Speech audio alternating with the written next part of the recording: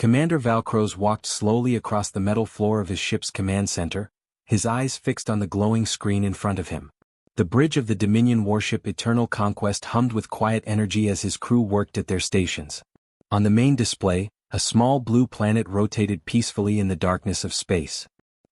Such a simple name for what would soon become their 48th conquered world. Valkros had spent weeks studying this target. The inhabitants called themselves humans, and from everything his scouts had reported, they were barely advanced enough to leave their own planet. No energy shields protecting their cities. No defense stations orbiting their world. Not even a single faster-than-light ship in their entire civilization. They were still using primitive rockets that burned chemical fuel just to reach their own moon. "Commander, all ships are in position," his second-in-command reported from across the bridge. Lieutenant Hravex was a veteran of 20 conquest campaigns, and even he looked relaxed. This invasion would be simple, routine, barely worth remembering. Valkros allowed himself a small smile. "Begin the operation. This will be our easiest conquest yet." His voice carried across the bridge with absolute confidence. The Crithian Dominion had never failed. 47 star systems had fallen before them. 47 different species now served the Dominion, their world stripped of resources, their people made into workers and soldiers for the Empire. The invasion fleet stretched out behind the Eternal Conquest like a metal storm. 300 warships, each one capable of leveling entire cities with a single bombardment. Together they carried enough firepower to turn a dozen planets into lifeless rocks. Valkros had personally overseen the assembly of this armada. He wanted Earth's conquest to be overwhelming, quick, and absolutely decisive. As they drifted closer to Earth, the sensor officer called out readings. "Sir, detecting multiple satellites in orbit. Primitive communication devices. No weapon signatures. Also reading one small space station, minimal crew, no defensive capabilities." Valkros nodded. Exactly as predicted. These humans had barely left their cradle world. They had no idea what was coming for them. "Scan for military installations on the surface. I want target priorities established before we begin the assault." The sensor displays lit up with markers across Earth's surface. Cities clustered along coastlines and rivers. Large populations concentrated in specific regions.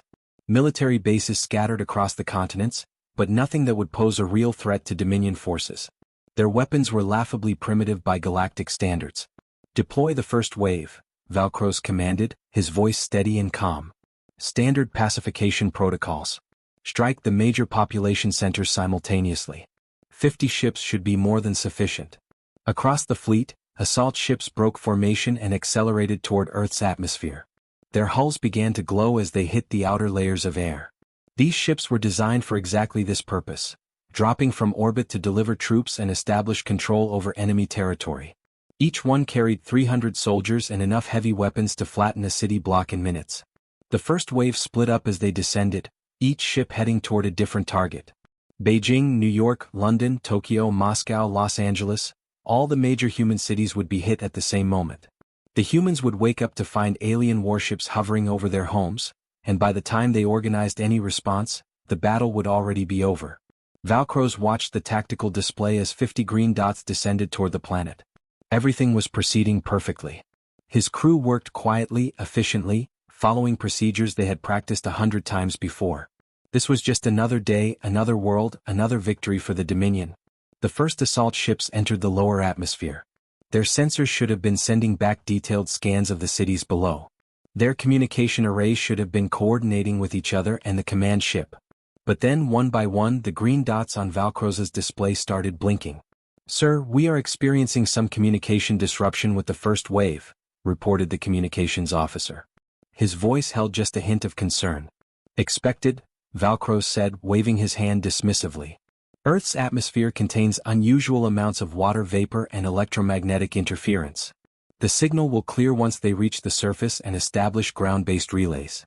But the signals did not clear. Instead, more of them began to flicker and fade. After 1 hour of waiting, the communications officer turned in his seat, his expression now openly worried. "Commander, we have lost all contact with the Beijing strike team. No response to any hails." Valkros frowned. Complete communication loss was unusual but not unheard of. Sometimes local conditions interfered with transmissions. "Atmospheric interference," he said with more confidence than he felt. "Deploy the second wave." They can establish contact with the first wave once they are on the ground. Lieutenant Hravex hesitated for just a moment before relaying the order. Another 50 assault ships broke from the fleet and began their descent toward Earth.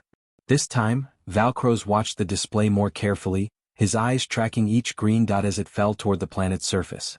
The second wave entered the atmosphere without incident. Their signals remained strong and clear as they dropped through the clouds. Then one by one they too began to disappear. Not just losing signal, completely vanishing from sensors as if they had simply ceased to exist. 2 hours after the second wave deployed, the bridge of the Eternal Conquest had gone completely silent. Every crew member stared at their screens in confusion and growing fear. 100 assault ships, 30,000 trained soldiers, had descended to Earth's surface. Not a single one had sent back a report. Not one distress signal. Not one emergency beacon. Nothing. "This is impossible," Valkros whispered, his hands gripping the edge of his command console until his knuckles turned white. His mind raced through possibilities. Equipment failure? Impossible on this scale. Enemy jamming? The humans did not have that technology. Some kind of natural phenomenon? He had never heard of anything that could destroy ships without leaving any trace. Far below, on the surface of the planet he had so casually dismissed, the real battle had already begun. In the ruins of what had once been a busy street in downtown Seattle, a human soldier crouched behind a pile of broken concrete and twisted metal. Marine Sergeant Jake Morrison kept his rifle trained on the smoking wreckage of an alien ship that had crashed into the harbor just hours ago. The ship had come down hard, leaving a trail of destruction through 3 city blocks before finally slamming into the water. But it had not come down because of an accident or equipment failure. Jake and his squad had made sure of that. Next to him, 5 more Marines waited in absolute silence. They had learned quickly that the aliens had good hearing but poor eyesight in Earth's atmosphere. The key was staying still, staying quiet, and waiting for the perfect moment to strike. "Remember," Jake whispered to his squad, his voice barely audible over the distant sounds of more ships crashing throughout the city. "They came to our house. They wanted to take our home. Let's show them what happens when you mess with Earth." The alien spacecraft tore through Earth's atmosphere like a meteor, trailing fire and smoke behind it. It had been trying to escape, trying to get back to the safety of orbit, but something had gone terribly wrong with its navigation systems. The ship spun out of control, its hull glowing red-hot from the friction of atmospheric entry. Deep in the Rocky Mountains of Colorado, hikers and locals heard the thunderous boom as the craft broke the sound barrier multiple times on its way down. The impact was catastrophic. The reconnaissance pod slammed into the mountainside at an angle, carving a deep trench through rock and soil before finally coming to rest in a small valley. The crash was so violent that seismographs in 3 neighboring states registered it as a possible earthquake. Avalanche warnings immediately went out to all the ski resorts and mountain communities in the area. Snow and ice cascaded down several nearby peaks, triggered by the massive shockwave. Inside the crumpled wreckage, 5 Krithian scouts struggled to free themselves from their harnesses. Their blue-scaled bodies were bruised and battered from the crash. One of them had a broken arm, the bone visible through torn scales. Another was bleeding from a gash across his forehead, the purple blood freezing almost instantly in the cold mountain air. Scout leader Thex was the first to crawl out of the wreckage. He gasped as the thin mountain air hit his lungs. The oxygen content was acceptable, but the temperature was far colder than anything he had trained for. His body, designed for the warm, humid climate of his home world, began shivering immediately. Frost formed on his scales as moisture from his breath condensed in the freezing air. Emergency beacon activated. Thex rasped into his communicator, his voice rough from inhaling smoke during the crash. His clawed fingers worked the controls of his wrist device, sending out a distress signal to any Dominion ships in orbit. "Reinforcements will arrive within." The sharp crack of a gunshot split the mountain silence.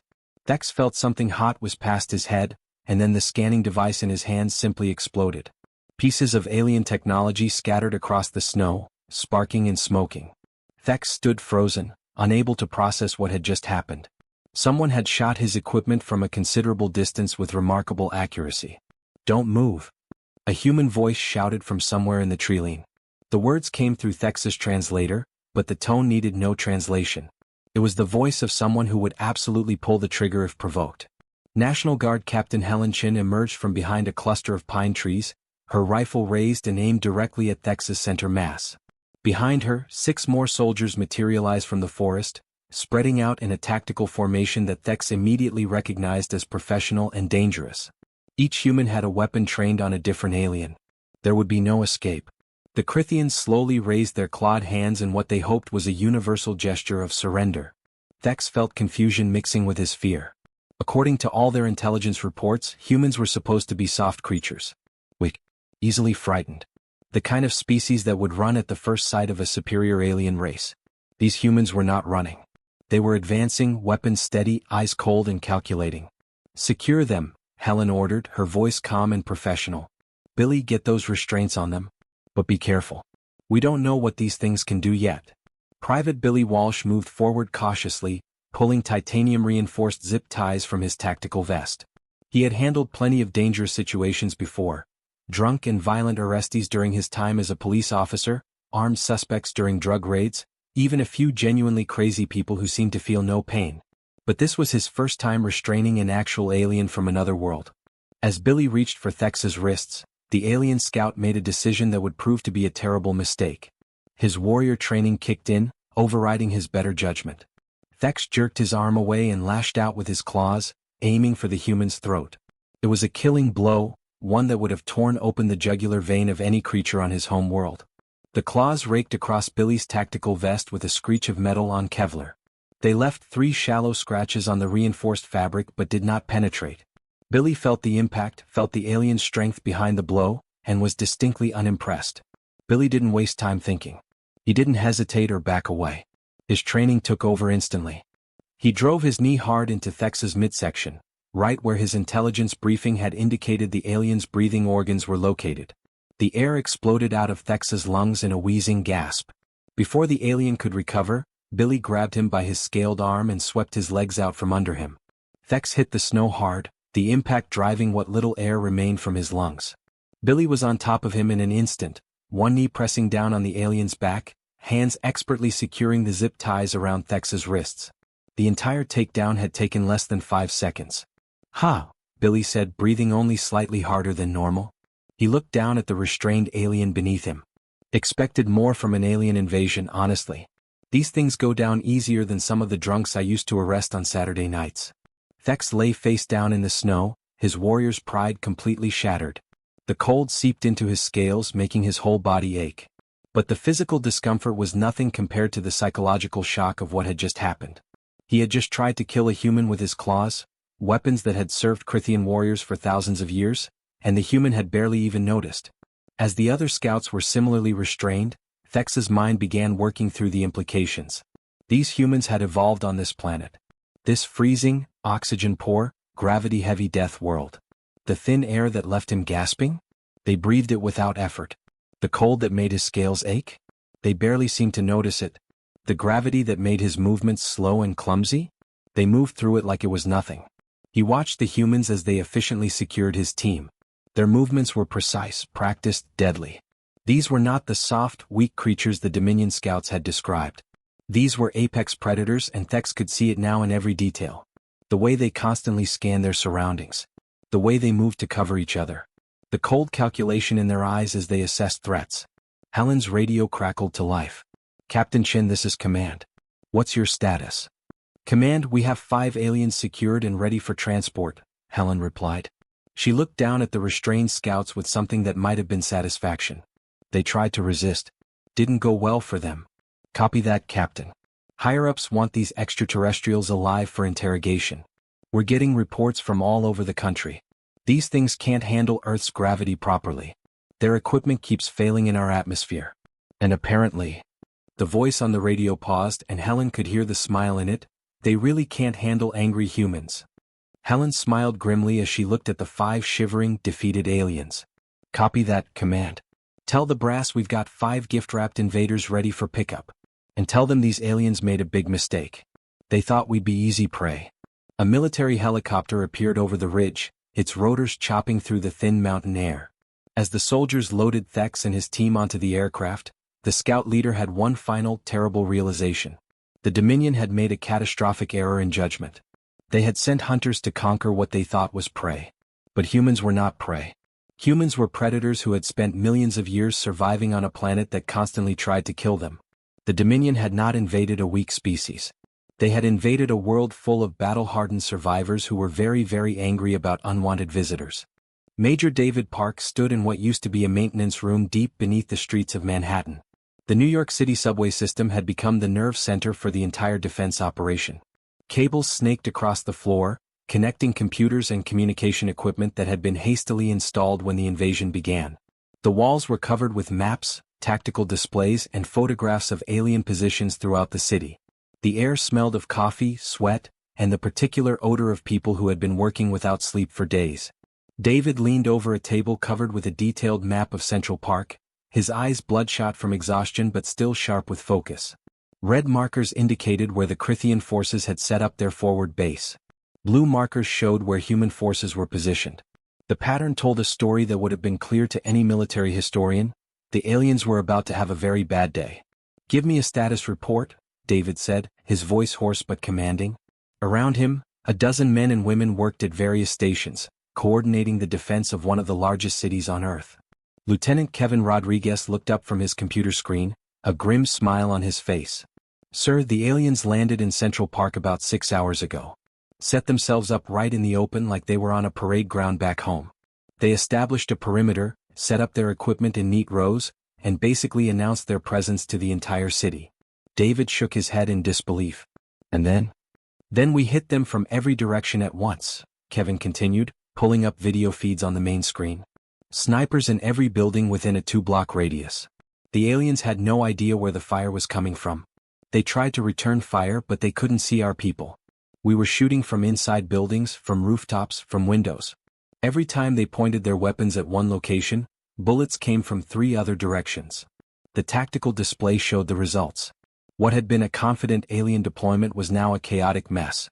The Crithians had abandoned their neat formations and were huddled behind whatever cover they could find.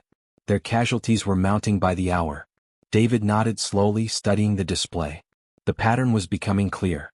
These aliens fought like they had never experienced guerrilla warfare before. And maybe they hadn't. Every species the Crithian Dominion had conquered before had probably fought the same way: conventional military formations, fixed defensive positions, predictable tactics. The kind of warfare where you could see your enemy and engage them directly. Humans did not fight that way. Humans had spent thousands of years perfecting the art of asymmetric warfare. Ambushes.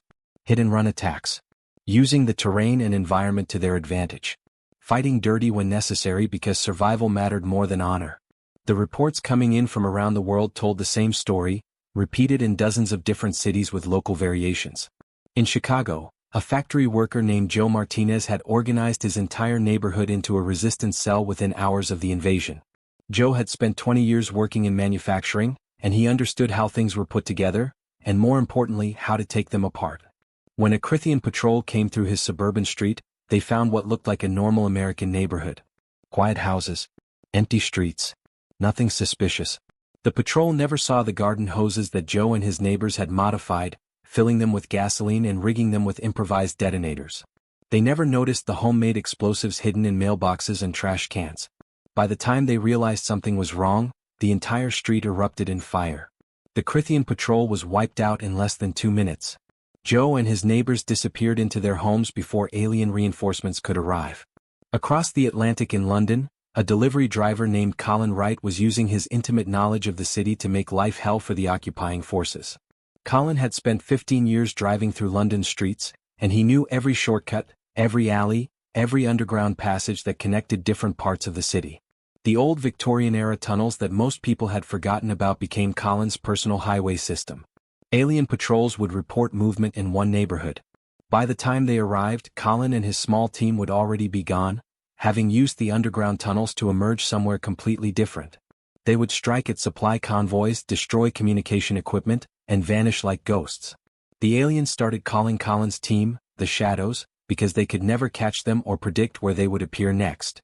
In Tokyo, an accountant named Kenji Yamamoto had turned his apartment building into an intelligence-gathering operation. Kenji was the kind of person who noticed details. It was what made him good at his job. He organized the residents of his building, assigning each person a specific window to watch. They tracked every alien movement in their district, noting patterns and timing. That information was fed to the Japanese self-defense forces, who used it to plan devastating ambushes. The pattern repeated itself in every city, every town, every village that the Krithians tried to occupy. Humans did not just fight, they adapted with terrifying speed. Within days of the invasion, human engineers and scientists were examining captured alien technology. The energy weapons that had seemed so advanced at first turned out to be based on principles that human physicists already understood. Within a week, mechanics and technicians were reverse engineering Krithian rifles and power cells. Within 2 weeks, human forces were using alien weapons against their original owners. But humans did not just copy the alien technology, they improved it. They modified the weapons to work better in Earth's atmosphere. They jury-rigged alien power cells to work with human equipment. They took Krithian body armor and figured out exactly where the weak points were. Captain Lisa Anderson led a Marine squad through the ruins of what used to be downtown Los Angeles. The city had been hit hard in the initial invasion, but 3 weeks later, it was the aliens who were suffering. Lisa's squad moved through the rubble with the practiced ease of people who had been fighting continuously since the invasion began. They did not look tired. They looked focused, determined, almost eager. "Command just sent word," Lisa said to her squad as they took up positions overlooking a major freeway. "The aliens are pulling back from urban areas. Apparently, some Krithian general filed a report saying we're tactically unsound and violate all established rules of warfare." Corporal Danny Martinez, crouched behind a concrete barrier with a captured alien rifle, grinned at that. "Should we tell them we're just getting started? We haven't even broken out the really nasty stuff yet." Lisa checked the power cell on her own alien weapon, making sure it was fully charged. "No point explaining it to them. They'll figure it out eventually. Or they won't and they'll keep dying. Either way works for me." She pointed to the freeway below. "Set up the ambush at that junction. Next alien convoy that comes through doesn't leave. Take out their transport vehicles first, trap them in the kill zone, then clean up." Far above Earth, on the bridge of the Eternal Conquest, Commander Valcroze read through the latest battlefield reports with hands that shook slightly. The words on the screen did not make sense. They could not make sense. His forces were not losing because they lacked firepower or numbers. They were losing because they were being hunted. "Sir, we need to withdraw," Lieutenant Hravek said quietly. He had aged 10 years in the past 3 weeks. "Our troops are developing psychological trauma. They're afraid to leave their armored vehicles. Some refuse to go on patrol at all." "Afraid?" Valcroze hissed, his voice filled with disbelief and anger. "Krithian warriors do not know fear. We have conquered 47 worlds." "They do now, sir," Hravex replied, his voice empty of emotion. "They've been fighting humans. And humans don't fight like anything we've ever faced before." Dr. Zealanth sat in his sterile white office aboard the medical ship, watching recorded interrogation footage for the 15th time. As the Dominion's chief military psychologist, he had evaluated thousands of prisoners from dozens of conquered species. He understood the psychology of defeat, the patterns of submission, the way most sentient beings responded when they realized they had lost. This human was nothing like what he expected. On the screen, a human soldier sat in a restraint chair. The identification tag read Sergeant Robert Hayes, United States Marine Corps.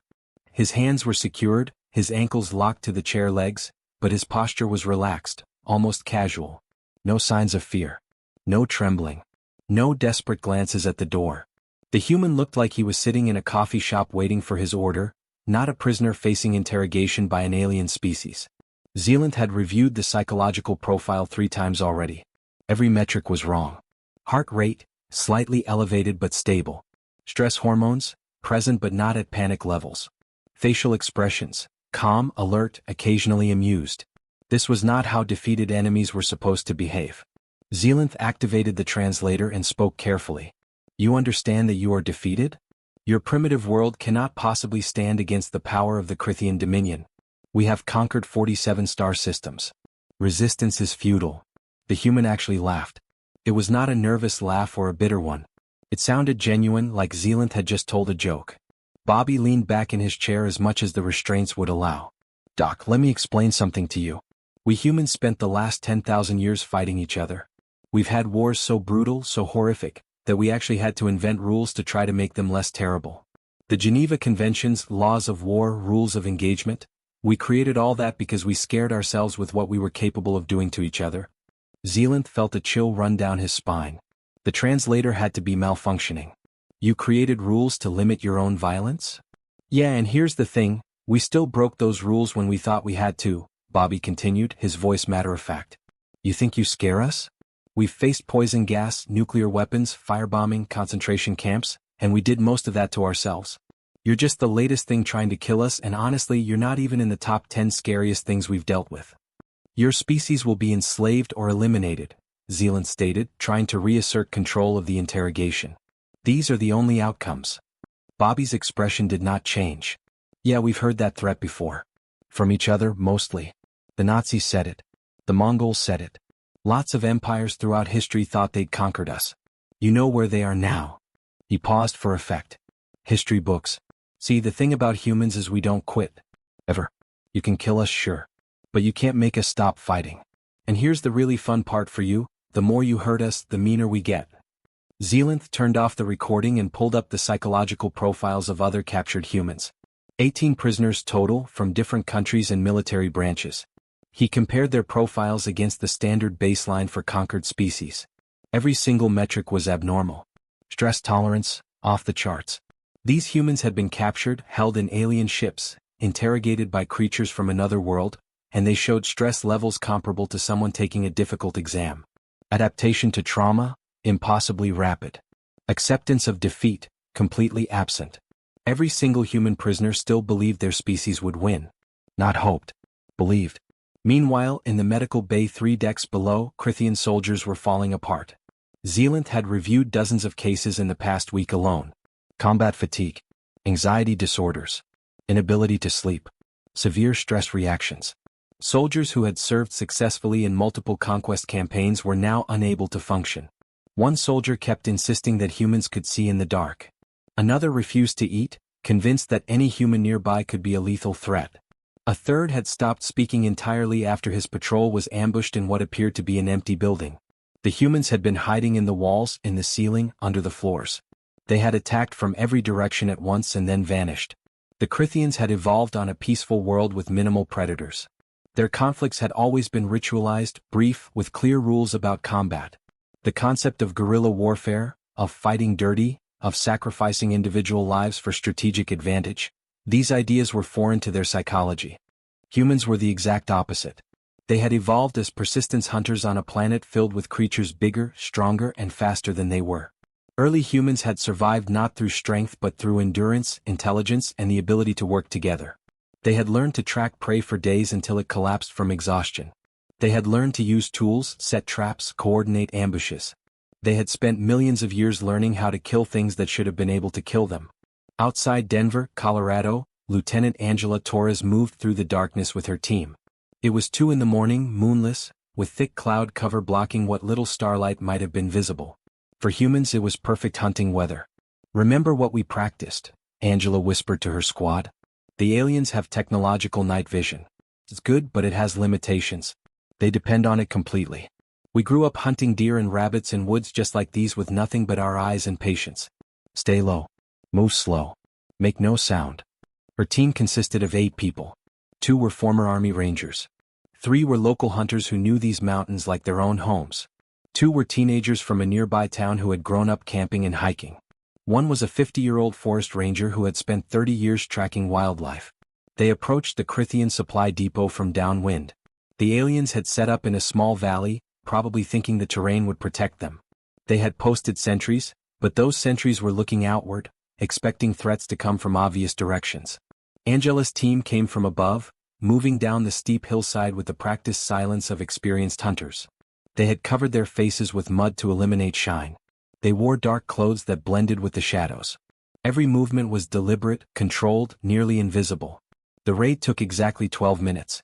Angela's team moved through the depot like ghosts, placing charges on ammunition supplies, fuel tanks, and communication equipment. The Krithian sentries never saw them, never heard them, never triggered a single alarm. By the time the first explosion lit up the night sky, Angela and her people were already a mile away, moving through terrain that the aliens could not follow in the darkness. One Krithian soldier, thrown clear by the initial blast, lay in the dirt and watched the humans disappear into the night. He was trembling, not from his injuries but from the realization that had just crystallized in his mind. These humans were not soldiers in the way his people understood the concept. They were predators. Born predators, shaped by millions of years of evolution on a world that constantly tried to kill them. Every human carried that legacy in their genes. Back on the Eternal Conquest, Commander Valkros read Dr. Zelantha's final psychological report with hands that would not stop shaking. The words seemed impossible, yet every data point supported them.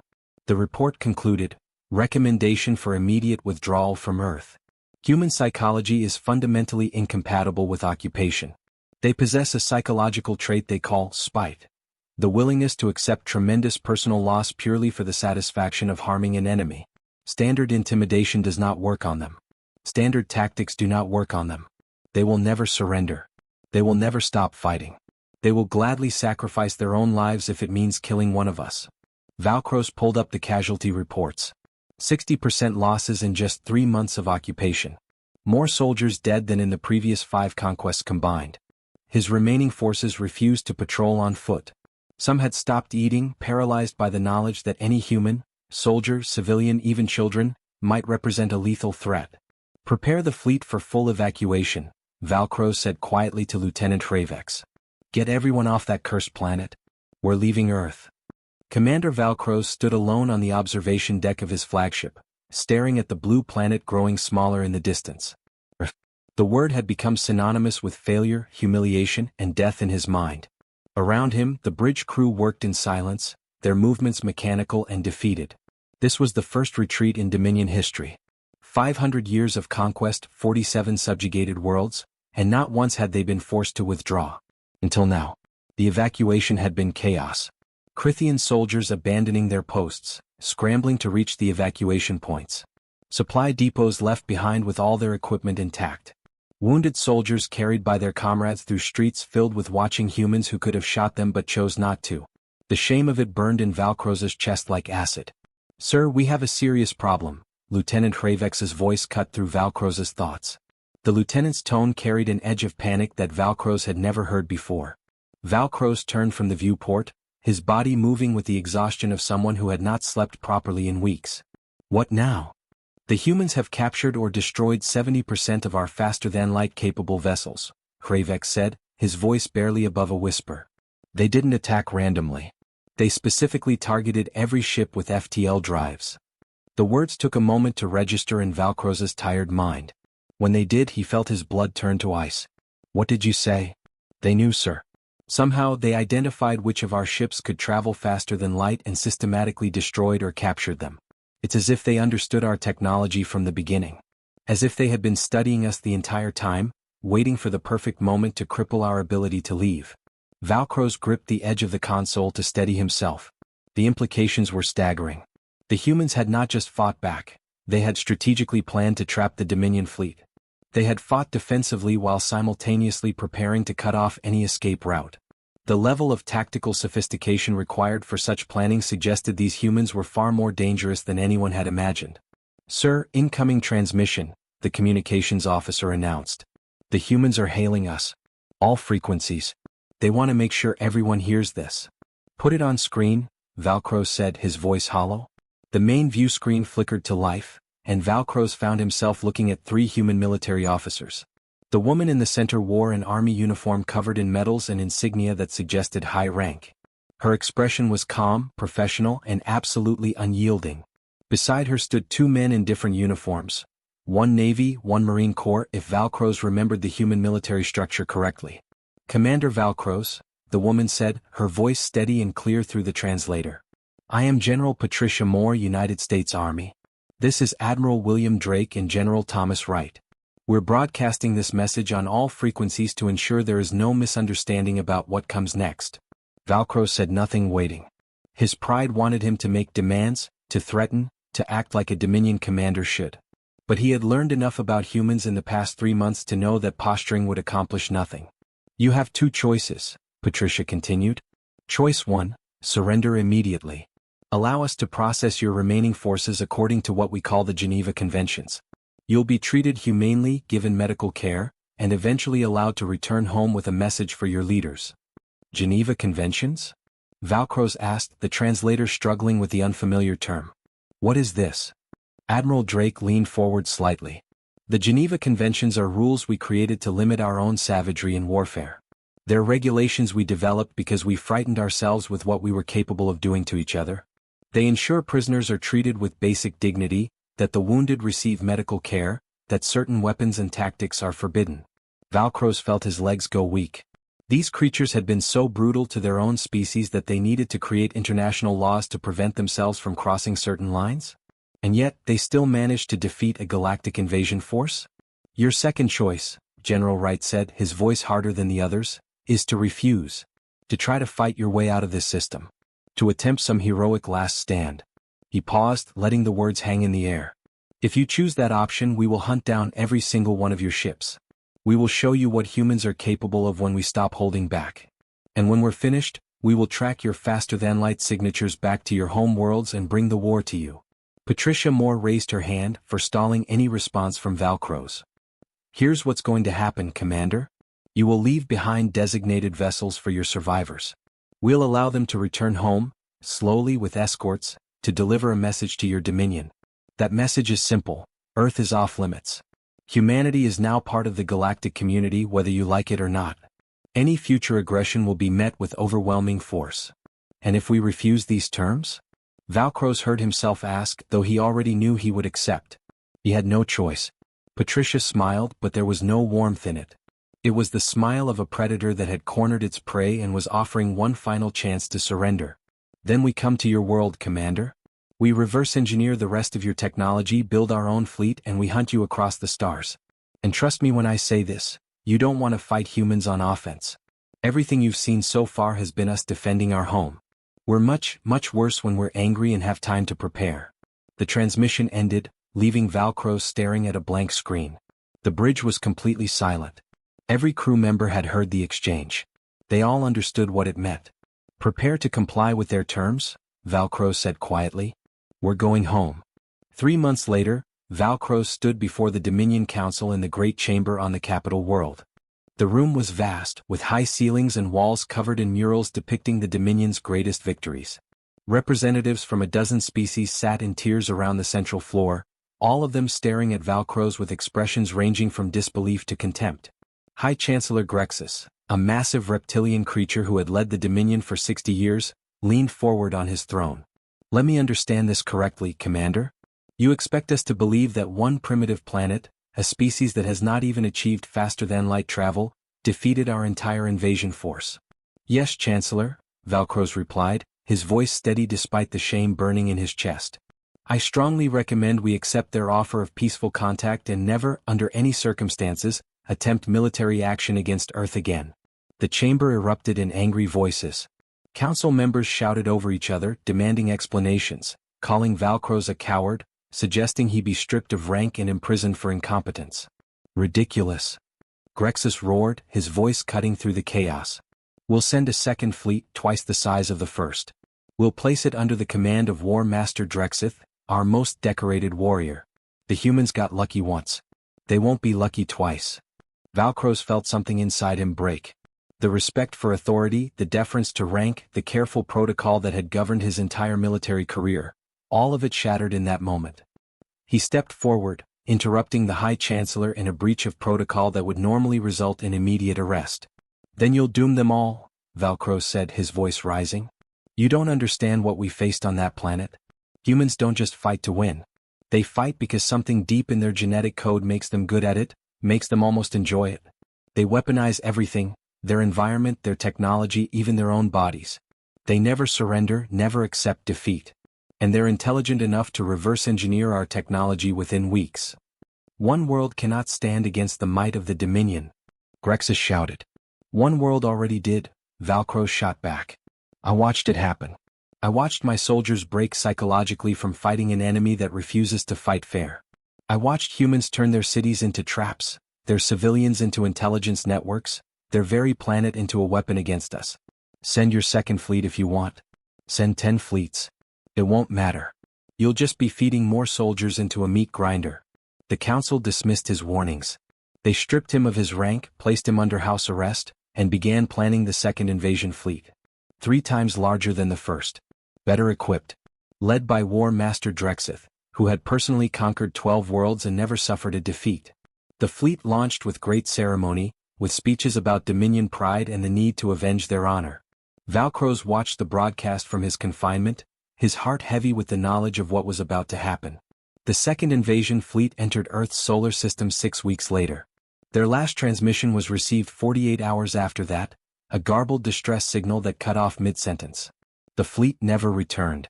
3,000 ships. 90,000 soldiers. Gone. And in the silence that followed, every species in the galaxy received the same message from Earth. We are humanity. We invite peaceful contact. But understand this, we will defend ourselves. Always.